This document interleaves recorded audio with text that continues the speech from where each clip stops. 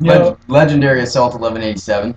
Yeah, and we just got to the hotel. We went for a little bit of a walk, and we go on eWrestlingNews.com. And why don't you tell them what we saw? Jeff Hardy arrested for several different things which involve drug trafficking.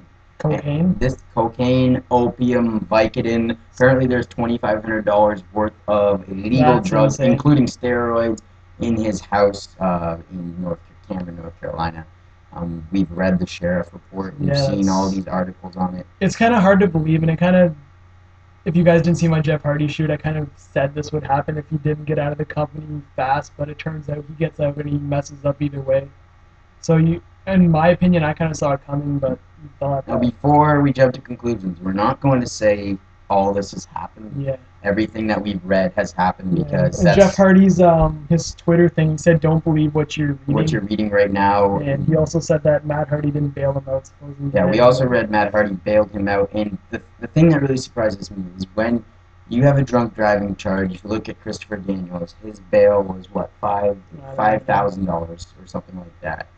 Correct me if I'm wrong, but it wasn't very expensive. Then we read that Jeff Hardy's bail was $125,000. But he had more than just DUI. I know, but that shows you the severity of the charges, with the bail being that expensive. And we read that Matt Hardy lent. But Jeff Hardy had a Twitter update and said that it wasn't Matt Hardy who did it, so it must have just been an internet rumor. But it's hard to believe since Hardy, just left a couple weeks ago. 2 weeks ago was his last show on SmackDown. He gets home, he has a week and a half off. I heard he bought new bikes for his birthday was like a couple days ago. It appears he could be facing jail time. But as I said, we're not going to just jump to conclusions and say that everything we've read actually has happened, because you just don't fall into that trap right away. You just don't. Especially when it's the wrestling thing, you got a lot of wrestling rumors. But when you get a police report saying this happened, you got to know that something's like. Yeah, there was a sheriff report. I encourage you to check it out. But if you look at the Benoit situation, all of that didn't really happen until a couple weeks after. So investigation showed, and then everything. It's going to take a while to find the truth behind it, but there is a mugshot as well. So there is a mugshot, exactly. I'm not surprised. Yeah, I didn't want it to happen. I didn't think. I'm not necessarily saying I didn't think it would happen. I thought there was a chance because of how messed up I really think Jeff Hardy has become, and I don't mean that. It's the schedule he worked in WWE. He went from TNA, which was a light schedule, to WWE main event, so he had to be at most of the house shows. He had 2 strikes already, and he was pretty much coming close to the third one. So another interesting note: if this arrest happened just weeks back, he would be terminated from the company. And if this in fact is true, if all this goes down and we find out, yes, Jeff Hardy is guilty, he's done from WWE. Well, maybe. Like, I think they might have, like, Chris Masters and Eugene. They both failed the wellness policy 3 times, and they both came back. They didn't go to jail for drug trafficking. True. Yeah, drug trafficking. You don't want to give. It's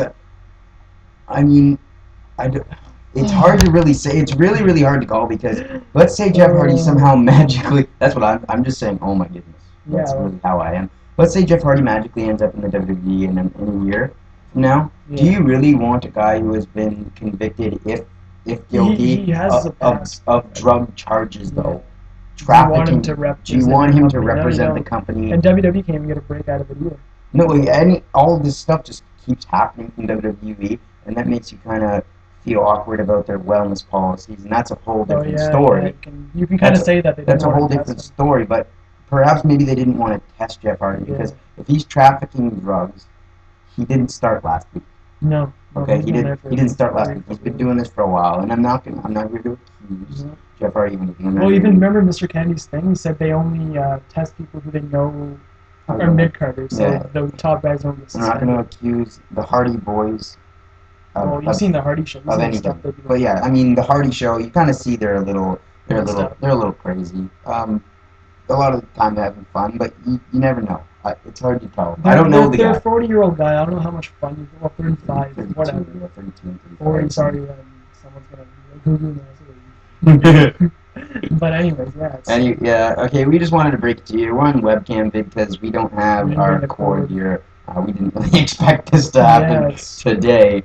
So again, just a reminder, we're not accusing Jeff of this. This is what we have read. yeah. This is what we have visualized on the computer right now.